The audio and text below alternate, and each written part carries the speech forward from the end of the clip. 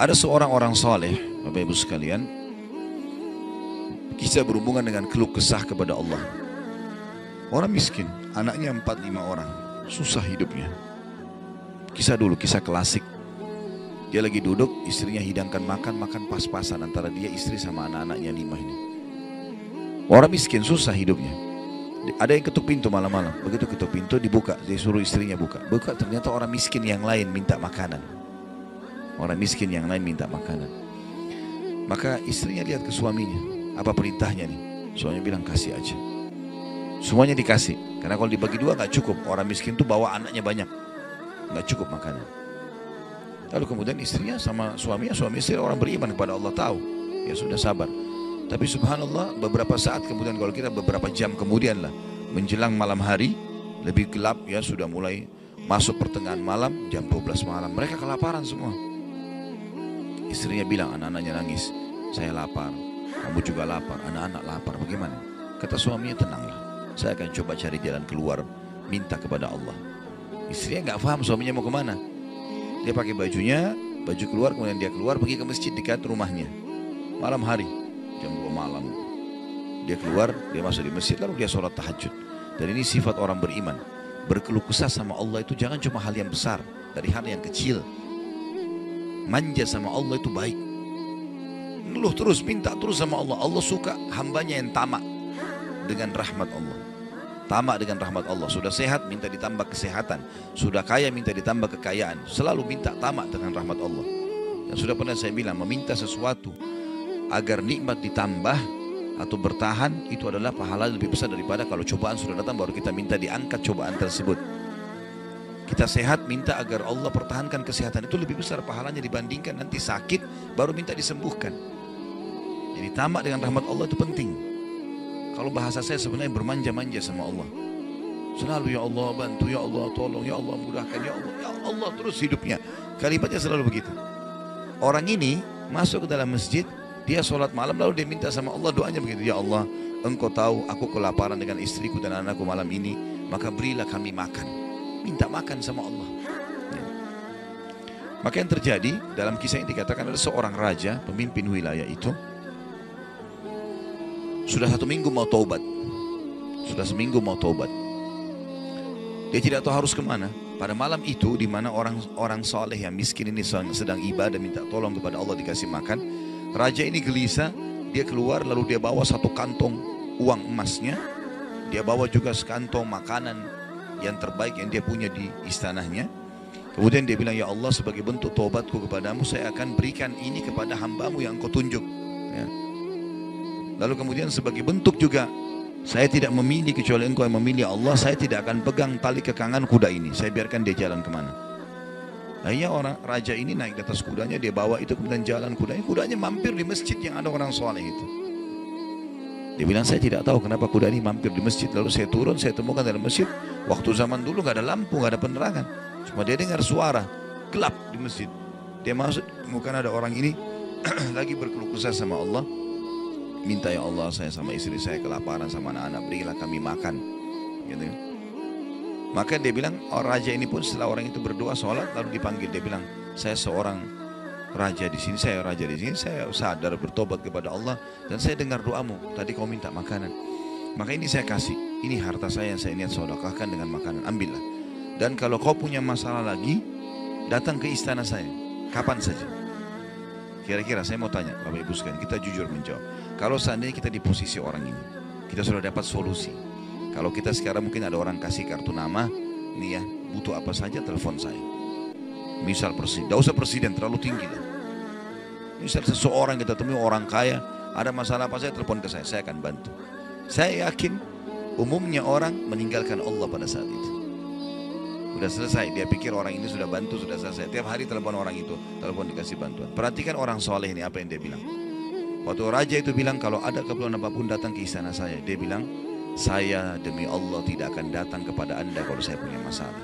Tapi saya akan datang kepada Allah, Tuhan saya dan Tuhan anda yang telah mengutus anda datang kepada saya malam ini membawa makanan. Justru kalau ada sudah solusi dari Allah, makin dekat sama Allah. Jangan sudah dikasih lupa ini. Ini poin penting bagaimana kita jaga berkeluh kesah kepada Allah. Jadi jangan berpikir Bapak Ibu sekalian, masa sih saya bisa sembuh hanya karena saya sujud? Masa sih saya bisa mendapatkan keturunan hanya karena saya sujud? Ini kesalahan ini. Justru harus kita fahami kalau itu bisa. Dan Allah punya cara.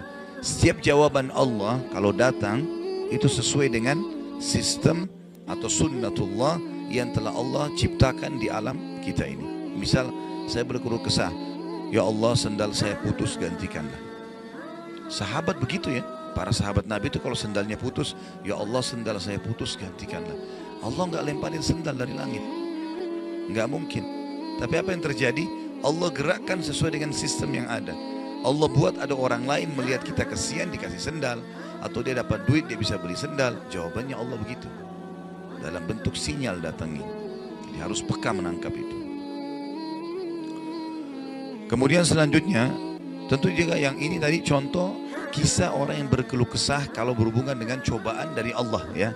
Dia tidak keluh kesah kecuali kepada Allah. Sekarang kita masuk ke contoh kalau cobaan dari manusia. Tadi saya bilang orang digunjing, orang dihina, orang difitnah segala macam. Dia tidak balas kebodohan dengan kebodohan. Jangan pelanggaran dengan pelanggaran. Pasangannya selingkuh, dia juga selingkuh. Dua-dua dosa. Dua-dua dihukum sama Allah. Tak ada urusan sama kita itu. Tidak ada urusan sama kita. Maka kisahnya seperti misalnya Abdullah bin Abbas radhiyallahu anhu pernah lagi jalan dicaci maki oleh seseorang tanpa sebab ini. Datang tiba-tiba caci maki dia. Ibnu Abbas dengarin saja apa yang disampaikan orang itu. Sudah selesai kata Ibnu Abbas, sudah selesai. Dia bilang iya, orang ini kebetulan lihat Ibnu Abbas pakai jubah baru. Ini kamu itu mentang-mentang sahabat Nabi, kamu itu pakai jubah mahal-mahal segala macam. Hasud, orang hasud gitu. Tiba-tiba bayangin kalau kita lagi naik di mobil orang ketuk kaca. Kamu kenapa pakai mobil baru? Kamu kenapa? Apa urusannya sama orang ini gitu? Mungkin kita marah-marah sama orang ini. Ibnu Abbas diam, didengarin semua, sudah selesai. Karena tidak mungkin tergerak orang ini mengucapkan sesuatu kecuali memang ada sebabnya. Ya biarin, sudah selesai kamu sudah. Baik, dibuka jubahnya, ini ambil hadiah buat kamu. Sampai orang itu malu. Sudah caci maki dikasih hadiah lagi. Dan yang dia sorotin ini adalah jubahnya Ibnu Abbas. Sampai akhirnya menjadi muridnya Ibnu Abbas. Nah, bisa nggak kira-kira kalau orang ketuk kaca mobil, kenapa pakai mobil baru? Ambil deh mobilnya.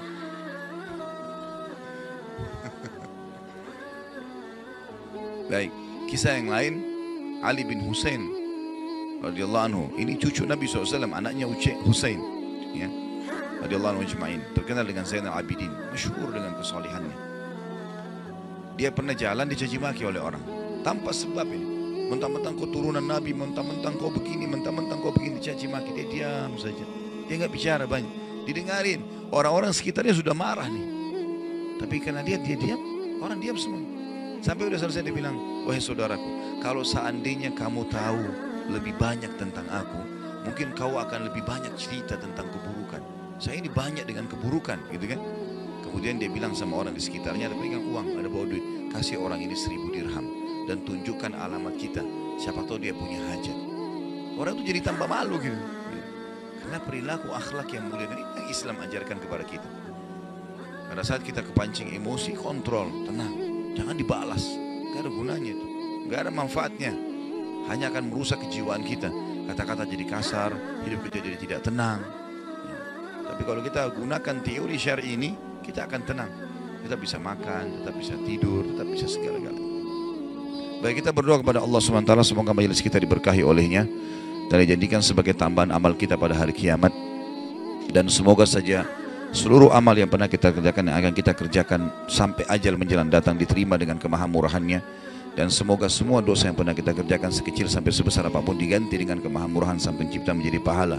Dan kita mendoakan Indonesia untuk selalu makmur, damai, tentram, dan seluruh muslimin bersatu di bawah bendera tauhid la ilaha illallah Muhammad Rasulullah, kembali dalam segala ibadah mereka kepada Al-Quran dan Sunnah. Dan semoga Allah juga memberikan pemimpin yang muslim yang adil kembali kepada Al-Quran dan Sunnah. Dan juga semoga Indonesia menjadi contoh bagi negara-negara yang lain. Dan kita selalu mendoakan saudara kita di Palestina, di Syria, di Yaman, di Irak, di Myanmar, di Ahsa, dimanapun mereka berada yang sudah tertindas. Semoga Allah ikhlaskan niat mereka, terima para syuhada mereka, mulakan Islam di tangan mereka dan tangan kita semua. Dan semoga Allah partisipasikan kita bersama mereka di pahala, baik dengan doa, dengan harta, dan juga dengan jiwa kita. Dan semoga Allah dengan kemahamurahannya menyatukan kita semua di surga firdausnya tanpa hisab, sebagaimana yang saya kita di majelis ilmu yang mulia ini. Allahu alam, ini mungkin yang kita sampaikan, mudah-mudahan bermanfaat. Subhanakallahumma bihamdika asyhadu an la ilaha illa anta astaghfiruka wa atubu ilaik. Wassalamualaikum warahmatullahi wabarakatuh.